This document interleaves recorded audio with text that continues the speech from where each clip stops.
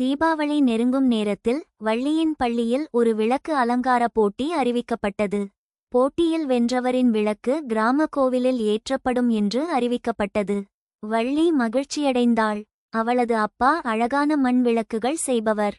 அவர் ஒரு அழகான, சரியான வடிவம் கொண்ட விளக்கை வள்ளிக்கு செய்து கொடுத்தார்.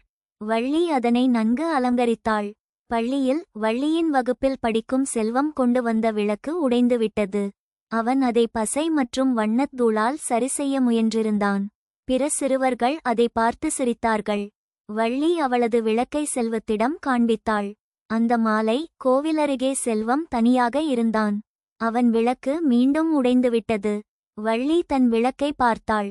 அழகாக ஒளிரும் அந்த விளக்குதான் கண்டிப்பாக வெற்றி பெறும் என்று உணர்ந்தாள்.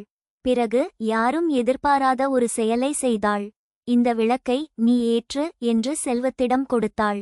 செல்வம் தயங்கினான். பிறகு மகிழ்ந்தான். கோவில் பூசாரி அந்த விளக்கை ஏற்றுக்கொண்டார். அதன் ஒளி அனைவரின் மனதையும் நெகிழ வைத்தது.